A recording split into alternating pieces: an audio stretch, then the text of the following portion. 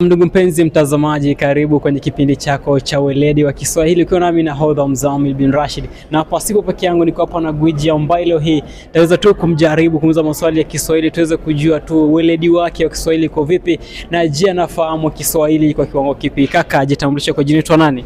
Majina naitwa Hosea Kipkosgei. Naam, Hosea, unafanya kazi gani hapa chuoni? Uandishi wa habari. Uandishi wa habari? Naam. Kwa Kiswahili kwa vipi? Kiswahili kiko vipi, kupelekaje? Kiswahili tunajaribu, hatuwezi kusema tuko sawa kabisa na. Unajaribu? Naam. Hosea, natuma maswali matatu ambayo ningependa kuuliza uweze kutujibu. Uko ready? Niko tayari tu. Uko tayari? Haya. Twende nalo. Twende nalo. Swali la kwanza, Hosea, PhD kwa Kiswahili tunahitaji? PhD ni uzamivu. Uzamivu. Uzamifu au usamili. Na degree kwa Kiswahili tunahitaji? Shahada. Swali la mwisho.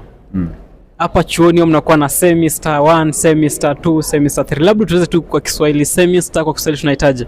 Semester. Kama tuseme ni muhula. Naam.